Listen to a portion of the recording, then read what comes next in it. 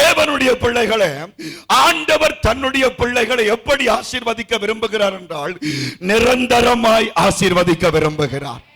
கர்த்தருடைய ஆசீர்வாதங்களிலேயும் தற்காலிக ஆசீர்வாதமும் இருக்கிறது, நிரந்தர ஆசீர்வாதமும் இருக்குது. ஆமென் சொல்லுங்க. மனுஷர்கிட்ட மாத்திரம் அல்ல, கர்த்தர்கிட்டயும் இருக்குது. தற்காலிகமாகவும் ஆண்டவர் ஆசீர்வதிக்கிறார், நிரந்தரமாகவும் கர்த்தர் ஆசீர்வதிக்கிறார். அல்லேலூயா. தற்காலிக ஆசீர்வாதத்துக்கு உதாரணமாக கர்த்தருடைய உடன்படிக்கை பட்டியானது ஓபேத் ஏதோமின் வீட்டிலே 3 மாசம் இருந்துச்சுதான். உடன்படிக்கப்பட்டி 3 மாசம் இருந்த பொழுது அந்த 3 மாசமும் அந்த வீட்டை கர்த்தர் ஆசீர்வதித்தார். அது தற்காலிக ஆசீர்வாதம். அல்லேலூயா. அநேக தேவ பிள்ளைகளுக்கு கர்த்தர் சொன்னார், நீ சமாதானத்தை காண்பாய், உன் நாட்களிலே உனக்கு, இப்ப நான் சொன்னேன், சுகம் கிடைக்கும், உனக்கு நன்மைகள் உண்டாகும் என்று எத்தனை பேருக்கு வாக்கு கொடுத்திருக்கிறார். அது தற்காலிகமானது. அல்லேலூயா. ஆனால் சிலருக்கு, ஒருவருக்கு அல்ல, ஒரு சிலருக்கு நிரந்தரமான வாக்கு தத்தத்தை கர்த்தர் கொடுத்திருக்கிறார். எப்படின்னு சொன்னா, ஆபிரகாமுக்கு கர்த்தர் சொல்லுகிறார், உன்னை ஆசீர்வதிக்கிறவர்களை, உன்னை சபிக்கிறவர்களை, அல்லேலூயா, நீயும் உன் சந்ததியும் ஆசீர்வதிக்கப்பட்டிருக்கும். அங்கே ஆபிரகாமை பார்க்கும் பொழுது ஒரு நிரந்தரமான ஒரு சந்ததி ரீதியான ஆசீர்வாதத்தை கர்த்தர் ஆபிரகாமுக்கு வைக்கிறார். அல்லேலூயா. ஆபிரகாமுக்கு மாத்திரமல்ல, அநேக கர்த்தருடைய பிள்ளைகளுக்கு சந்ததி ரீதியான ஆசீர்வாதத்தை கர்த்தர் வைத்ததை நாங்கள் வேதத்திலே பார்க்கிறோம். அல்லேலூயா. இப்ப பாருங்கள், நான் ஆண்டவருக்காக இதுவரைக்கும் நான் நினைக்கிறேன் 28-30 வருடங்கள் வரும் என்று நினைக்கிறேன். 30 வருடத்துக்கும் 30 வருடம் நான் ஊழியத்துக்குள்ளே இறங்கி இந்த 30 வருஷம் நான் ஊழியத்தை செய்து இப்படியே என்னுடைய தேவ மகிமை முடியக்கூடாது, என்னுடைய சந்ததிக்கும் அந்த ஆசீர்வாதம் போக வேண்டும் என்று கர்த்தர் விரும்புகிறார். அல்லேலூயா. நீங்க பல வருடங்களாய் கர்த்தரை தேடுகிறீர்கள், உபவாசிக்கிறீர்கள், ஜெபம் பண்ணுகிறீர்கள், தேவ ஆராதனைக்கு வருகிறீர்கள். அல்லேலூயா. இந்த வடகாடு ஆராதனை எவ்வளவோ தூரத்தில் இருந்தெல்லாம் வருகிறீங்க. அப்ப கர்த்தருடைய சித்தம் என்னவென்றால், இன்றையோடு ஆசீர்வாதம் முடியக்கூடாது, உங்களுடைய சந்ததியோட ஆசீர்வாதம் செல்ல வேண்டும் என்று கர்த்தர் விரும்புகிறார். அல்லேலூயா. அந்த நாளிலே நான் பள்ளிக்கூடத்தில் வந்து நின்ற பொழுது தம்பி கடைசியாக நடத்தும் பொழுது ஒரு வார்த்தையை சொன்னார், தாவீதை போல, தாவீதை போல என்று சொல்லி. இந்த நாளிலே செய்திக்கு ஆதாரமான மனுஷனும் தாவீது தான். அல்லேலூயா. தாவீதை பார்க்கும் பொழுது தாவீதை கர்த்தர் நிரந்தரமாக ஆசீர்வதிக்கிறார்.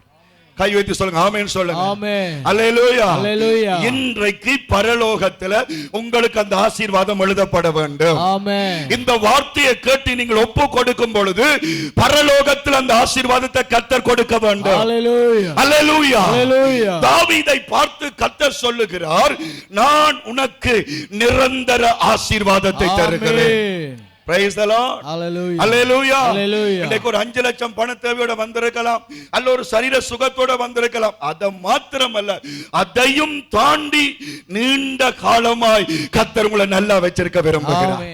ஆமென் சொல்லுங்க. ஆமென். ரட்சிப்பு நிரந்தர ஆசீர்வாதம். ஹalleluya. பரிசுத்தாவின் அபிஷேகம் நிரந்தர ஆசீர்வாதம். ஆமென். இதெல்லாம் ஒரு நாள் நம்ம விட்டு போகாது. ஹalleluya. அத குறித்து நான் பேசல. சரீர பிரகாரமான ஆசீர்வாதம் கர்த்தர் நிரந்தரமா எங்களுக்கு வைக்கிறார். ஆமென். ஆமென் சொல்லுங்க. இஸ்ரவேல் என்கிற என் ஜனங்களுக்கு அதிபதியாய் இருக்கும்படி ஆடுகளின் பின்னே நடந்த உன்னை நான் ஆட்டு மந்தையை விட்டு எடுத்து நீ போன எவ்விடத்திலும் உன்னோட இருந்து உன் சத்துருக்களை எல்லாம் உனக்கு முன்பாக நிர்மூலமாக்கி, ஆமென், பூமியில் இருக்கிற பெரியோர்களின் நாமத்திற்கு ஒத்த பெரிய நாமத்தை உனக்கு உண்டாக்கினேன். கரங்களை தட்டி கர்த்தருக்கு நன்றி செலுத்துங்க. அல்லேலூயா. அல்லேலூயா. அல்லேலூயா.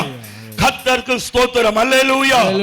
இங்க கவனிங்க, என்ன கவனிங்க, கர்த்தர் தாவீதை பார்த்து சொல்லுகிறார், கர்த்தர் தாவீதை நோக்கி, நீ என் ஜனங்களுக்கு அதிபதியாய் இருக்கும்படி ஆடுகளின் பின்னே நடந்த உன்னை ஆட்டு மந்தையிலிருந்து நான் எடுத்தேன். அல்லேலூயா.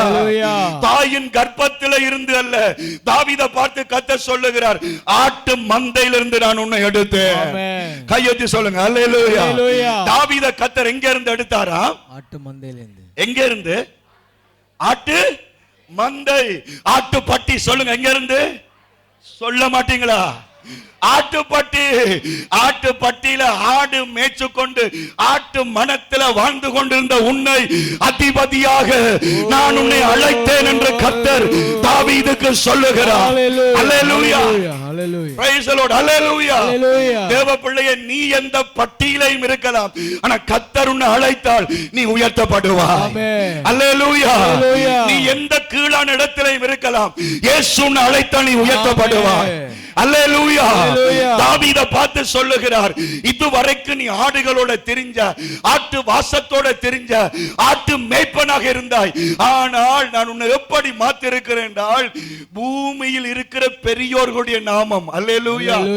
எவன் இந்த பூமியில பணக்காரன், எவன் இந்த பூமியில படிச்சவன், எவன் இந்த பூமியில வசதியானவனோ அவனுக்கு நிகராக உன்ற பெயரை நான் கனப்படுத்தி ஆசீர்வதிக்கிறேன் என்று சொல்லி கர்த்தர் தாவீதுக்கு சொன்னார். பரலோகம் என்பது சாதாரணம் அல்ல. அநேக பரிசுத்தவான்களோட நாங்கள் இருக்கிற பாக்கியத்தை கர்த்தர் எங்களுக்கு கொடுக்க போகிறோம். நாங்கள் சிம்பிளா நினைக்கிறோம், அநேக முத்துக்களோட இருக்கிற பாக்கியம் கர்த்தர் நமக்கு வச்சிருக்கிறார். வேதம் சொல்லுது, பூமியில இருக்கிற பெரியோருடைய நாமத்திற்கு ஒத்த நாமத்தை யாருக்கு கொடுத்தாரா? ஆடு மேய்ச்சவனுக்கு கொடுத்தாரா? அல்லேலூயா. தேவதாஸ் பாஸ்டருக்கு ஆண்டவர் அதை கொடுக்கிறார், உங்களுக்கு ஆண்டவர் அதை கொடுக்கிறார். அல்லேலூயா. நீ ஒரு சாதாரணமான மனிதன் தான், ஆனால் உன்னுடைய நாமத்தை கர்த்தர் உயர்த்துகிறார், உன்னுடைய நாமத்தை கர்த்தர் கனப்படுத்துகிறார்.